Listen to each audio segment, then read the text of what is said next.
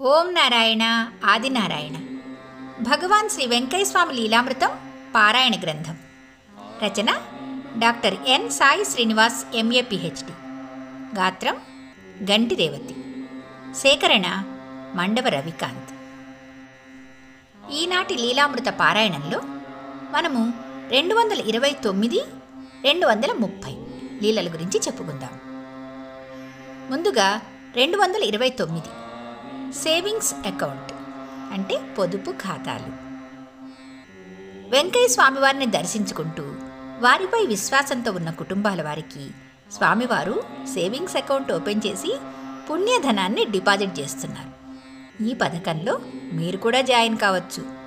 మీరు ఎక్కడున్నా స్వామివారిని స్మరిస్తూ మీ బంధువులకు, స్నేహితులకు స్వామివారిని పరిచయం చేయడం, గొలగముడి క్షేత్రాన్ని దర్శించండి అని చెప్పడం, స్వామివారి భజనలు, వారి ప్రవచనములు, వారి పేరుతో అన్నదానం, వారి పేరు మీద నిస్వార్థంగా సేవా కార్యక్రమాలను చేయడం, అలాగే గొలగముడిలో జరుగుతున్న సేవా కార్యక్రమాల్లో మీకు చేతనైనంత సహాయం ధన రూపంలో కానీ, ఆహార పదార్థాల వితరణ రూపంలో, కైంకర్యాల రూపంలో చేయవచ్చు, లేదా స్వయంగా పాల్గొనవచ్చు.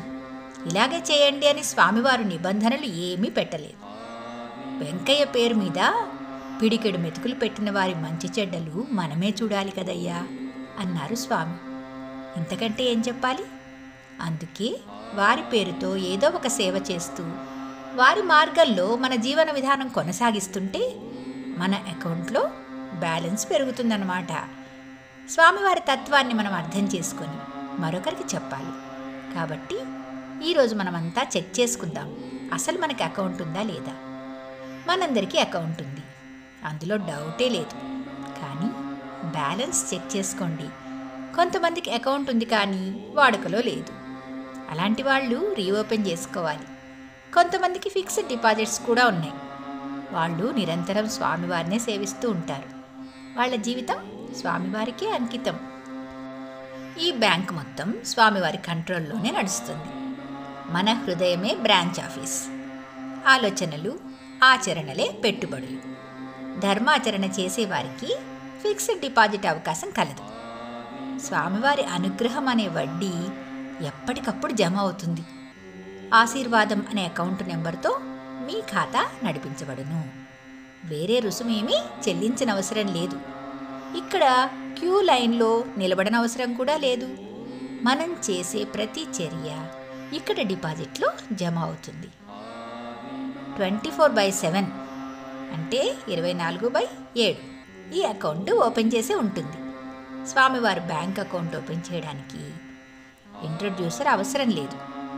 ఎవరికి వారు హృదయం అనే లాకర్ ఓపెన్ చేసి ఎప్పుడైనా మీ అకౌంట్ ఓపెన్ చేసుకోవచ్చు, చెక్ చేసుకోవచ్చు.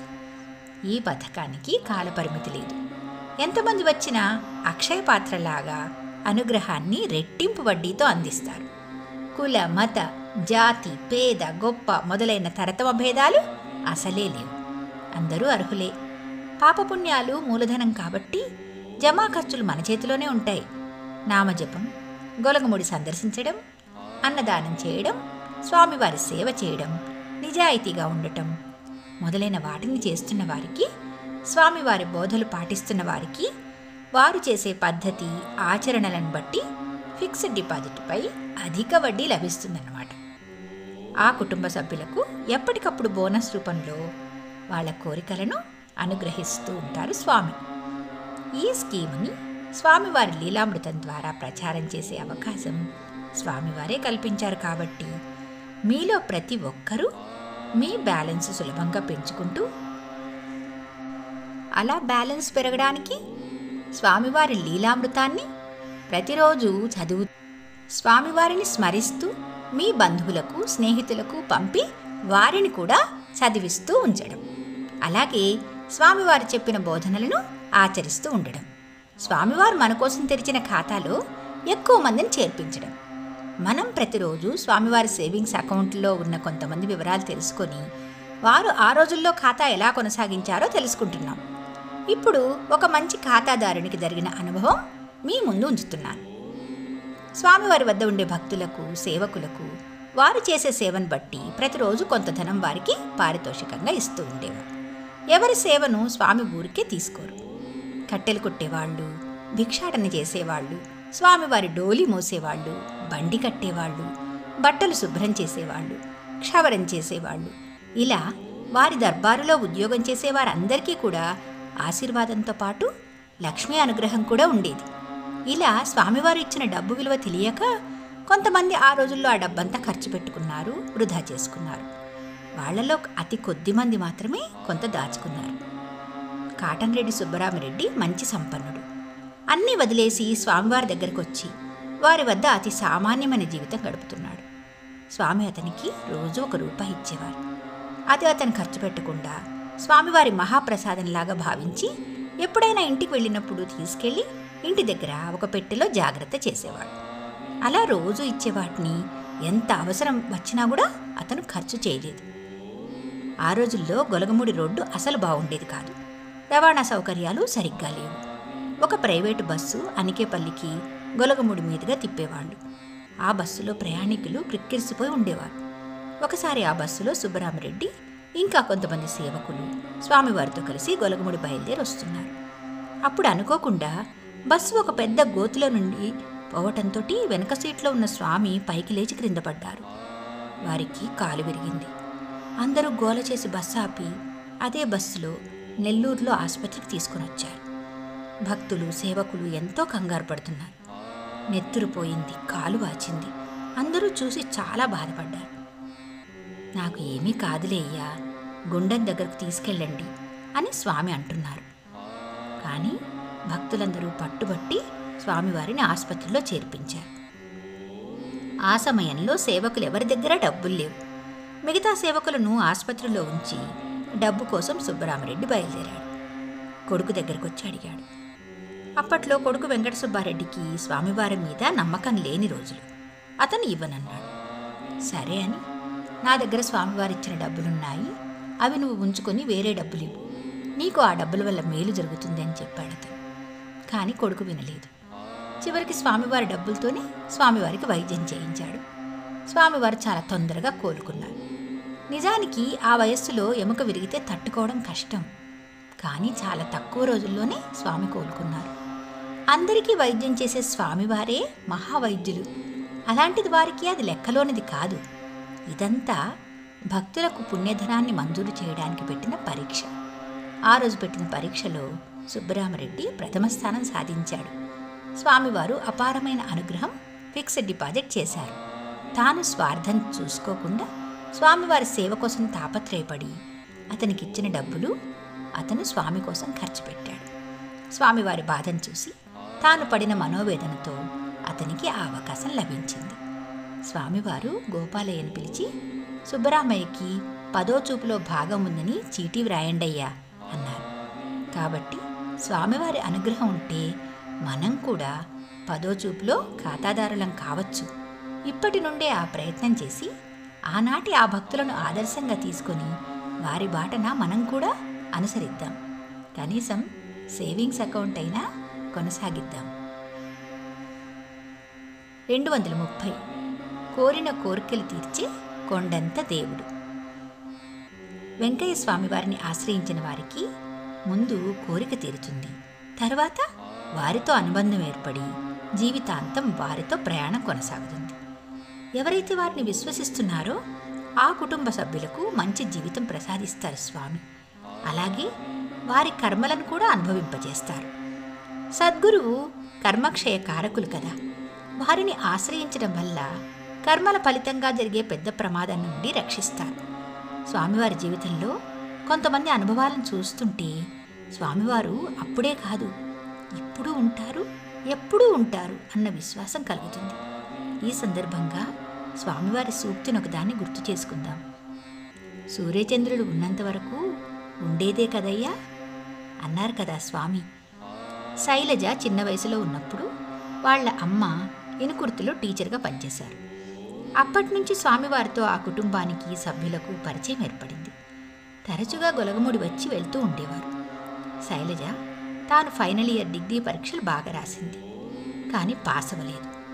స్వామివారి దగ్గరకు వచ్చి, నేను పరీక్షలు బాగా రాశాను, మీ ఆశీర్వాదం తీసుకుని వెళ్ళి రాశాను, ఇప్పుడు మళ్ళీ రీవాల్యుయేషన్కి డబ్బులు కడుతున్నాను. నన్ను పాస్ చేయించండి స్వామి. నేను వచ్చి మీ దగ్గర 108 ప్రదక్షిణలు చేసుకుంటాను అని మొక్కుకుంది. ఆమె రివాల్యుయేషన్లో పాస్ అయింది. స్వామివారికి కృతజ్ఞతలు చెప్పుకుని మొక్కుబడి చెల్లించుకోవడానికి గొలగమూడొచ్చింది. ఆ రోజుల్లో సరైన రవాణా సౌకర్యాలు లేవు. వాళ్ళ అమ్మా నాన్న కూడా వచ్చారు. ఈమె తన మొక్కు గురించి చెప్పింది. అమ్మ, బస్సు వచ్చే వరకు ఎన్ని ప్రదక్షిణలు అయితే అన్ని చెయ్యి, మిగతా ప్రదక్షిణలు ఈసారి వచ్చినప్పుడు చేయవచ్చు అన్నారు వారు. ఆమెకు అది ఇష్టం లేదు. సరే, అన్నీ స్వామివారే చూసుకుంటారని స్వామివారికి చెప్పి తన 108 ప్రదక్షిణలు అయ్యే వరకు బస్సు రాకుండా చూడు స్వామి అని ఓం నారాయణ ఆదినారాయణ అనే మంత్రం శ్రద్ధగా చేస్తూ ప్రదక్షిణలు ప్రారంభించింది. ఈమె 108వ ప్రదక్షిణ అయిన తర్వాత బస్సు వచ్చింది. స్వామివారు తన కోరిక తీర్చినందుకు ధన్యవాదాలు తెలుపుకొని తల్లిదండ్రులతో కలిసి సంతోషంగా బయలుదేరి వెళ్ళింది. అప్పటి నుంచి తరచుగా గొలగముడి రావడం, ఏ పరీక్ష రాసినా ఏ పని చేసినా స్వామివారి దగ్గరికి వచ్చి ఆశీర్వాదం తీసుకుని వెళ్ళడం చేస్తుందామె. చదువు పూర్తయింది. శైలజకు కూడా టీచర్ ఉద్యోగం వచ్చింది. మంచి అబ్బాయిని చూసి వివాహం చేశారు. ఆ అబ్బాయి కూడా టీచర్గా స్వామివారి గ్రామం నాగుల వెల్లటూరులో పనిచేయడం విశేషం. కుటుంబం అంతా స్వామివారిని ఆరాధిస్తున్నారు. ఈమెకు స్వామివారి అనుగ్రహంతో మగబిడ్డ కలిగాడు. వీళ్ళు షిరిడీ సాయిని కూడా ఆరాధిస్తూ ఉండేవారు. అందుకని బాబు పేరులో సాయి వచ్చేటట్లుగా సాయి తరుణ్ అని పేరు పెట్టుకున్నారు. సాయిబాబా, వెంకయ్య స్వామి వేరువేరు కాదు కదా, ఇద్దరూ ఒకటే అని వీరి నమ్మకం కూడా. తరుణ్ పెద్దవాడయ్యాడు. ఆదిశంకరాచార్య ఇంజనీరింగ్ కళాశాలలో ఇంజనీరింగ్ చదువుతున్నాడు. శైలజ సూళ్లూరుపేటలో టీచర్గా పనిచేస్తోంది. ఒకరోజు ఆమె స్కూలుకు వెళుతూ భర్తతో చెప్పి వెళ్ళింది, బాబుని తీసుకుని గొలగముడి వెళ్ళి రండి అని. సరే అని ఇద్దరూ కలిసి ద్విచక్ర వాహనంపై బయలుదేరారు. నెల్లూరు బైపాస్ దగ్గర వెనక నుంచి ఒక లారీ వచ్చి గుద్దేసింది. పెద్ద ప్రమాదం జరిగింది. ఎవరో తెలిసిన వాళ్ళు చూసి నారాయణ ఆసుపత్రిలో చేర్పించారు. శైలజకు కబురు చేశారు. వెంటనే శైలజ వచ్చింది. ఇద్దరూ అత్యవసర విభాగంలో ఉన్నారు. తండ్రికి పర్వాలేదు, కొడుకు ప్రాణాపాయ స్థితిలో ఉన్నాడు. 3 రోజులు గడిస్తే గాని ఏ విషయం చెప్పలేమన్నారు. అదంతా విని గుండె నిబ్బరంతో స్వామివారి నామస్మరణ చేస్తూ ఇంటికెళ్ళింది. ఇంట్లో వీళ్ళ బంధువు సుబ్బమ్మ అని ఒక ఆవిడ ఉంటారు. ఆవిడ కూడా స్వామివారి భక్తురాలే. ఆమె కూడా స్వామివారిని ప్రార్థిస్తూ ఉంది. 2వ రోజు సుబ్బమ్మకు స్వప్నం వచ్చింది. 2 డాక్టర్లు వచ్చి తరుణ్కి ఆపరేషన్ చేసినట్లు, అతనికి ప్రాణాపాయం ఏమీ లేదు అని వారు చెప్పినట్లుగా. తెల్లవారుజామున శైలజను లేపి, ఈరోజు నీ కొడుక్కి ఆపరేషన్ చేస్తున్నారు, వాడికి ఏమీ కాదు అని చెప్పిందామె. సుబ్బమ్మ చెప్పినట్లుగానే జరిగింది. 3వ రోజున మీ అబ్బాయికి ప్రాణాపాయం ఏమీ లేదు అని డాక్టర్లు చెప్పారు. బ్రెయిన్లో బ్లడ్ క్లాట్ అయితే ఆపరేషన్ చేశారు. మరుసటి రోజు బాబుతో మాట్లాడవచ్చని కూడా చెప్పారు. శైలజ తరుణ్ దగ్గరకు వెళ్ళింది. బిడ్డను చూసుకుంది. అమ్మా, నాకేమైంది అన్నాడు బాబు. చిన్న బైక్ యాక్సిడెంట్ అని చెప్పిందామె. అవునా, నాకు 2 డాక్టర్లు బాగా మాట్లాడుతూ ఏదో వైద్యం చేశారు, అసలు నొప్పి లేదు అన్నాడు. వాస్తవానికి తరుణ్ యాక్సిడెంట్ తర్వాత అప్పుడే స్పృహలోకి వచ్చాడు. తమతోనే మొదటిసారిగా మాట్లాడుతూ ఉన్నాడు. ఆ సమయంలో వేరే మరి ఎవరితోనూ మాట్లాడే అవకాశమే లేదు. సాయిబాబా, వెంకయ్యస్వామి వచ్చి నా బిడ్డకు పునర్జన్మ ప్రసాదించారు అని ఆనంద బాష్పాలతో శైలజ తమ అనుభవం చెప్పింది. ఇప్పుడు తరుణ్ అమెరికాలో ఎంఎస్ చేస్తున్నాడు. స్వామివారి దయ వలన ఆ కుటుంబం అంతా కూడా సుఖ సంతోషాలతో జీవిస్తున్నారు. ఇలా ఎందరి భక్తులకో జరిగిన అనుభవాలు ఎన్నో పాఠాలు నేర్పుతూ ఉన్నాయి.